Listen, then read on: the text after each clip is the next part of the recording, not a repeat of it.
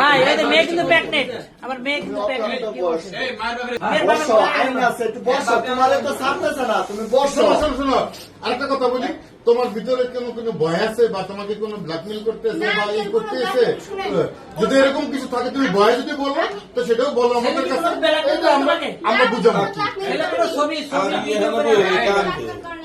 মানুষের কষ্ট সহ্য হয় না, মায়ের যদি সত্যি কিছু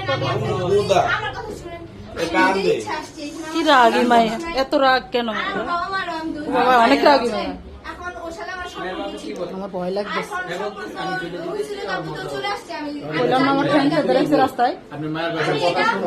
ভাই এই যে মেয়ে কিন্তু প্রেগনেন্ট, আমার মেয়ে কিন্তু প্রেগনেন্ট। মেয়ের বাপের মেয়ের বাবা অনেক অসুস্থ, মেয়ের বাবা বলতেছে যে আমি চলে যেতে চাই। মিথ্যা কথা। এটা ওই পুলিশের সামনে বলতে হবে। মেয়ের বাবা বলতেছে যে একটা বোড়াই দিল না আমাদের ভাইয়া। আচ্ছা আমি বলি কি শোনেন, মেয়ের বাপের এনে কাহিনী তো উল্টা। আরে ভাই মেয়ের বাপ লাগবে হেন, খালি আইজের বাপ।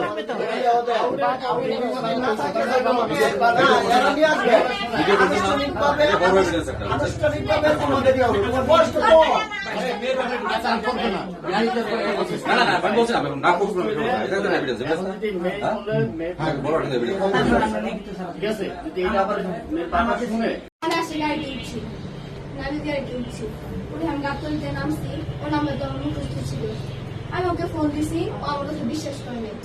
পরে যার কাছ থেকে আমি ফোনটা নিছি, পরে সে কথা বললো হ্যাঁ ভদ্রমহিলা এখানে আসছে। পরে উনি গেল, যাওয়ার পরে আমাকে 1 ঘন্টা বুঝাইছে ব্যাংকে যাওয়ার জন্য, কিন্তু